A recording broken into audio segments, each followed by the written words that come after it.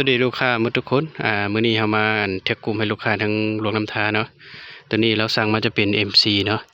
MC สุดยิ่งจะเป็นของไซงอนวาล์วจะเป็นวาล์วปั๊บไนท์กะลิแก๊ส Z1000 เนาะอันนี้ทางจะเป็นทางอาลู 0.42 อันนี้นะเราจะเป็นเราที่เคยาว50 12เกี่ยว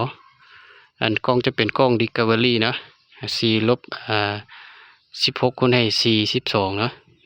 ตัวนี้ท้ายนี้พักได้เนาะพักได้แล้วก็ดึงได้อีกนะส่วนยิงนิ่งงามนะตัวนี้จะเป็นตัวเซตไก่นะล็อกไก่นะตัวนี้เป็นตัวซาบนะซาบเบิ่งใส่เนาะตัวนี้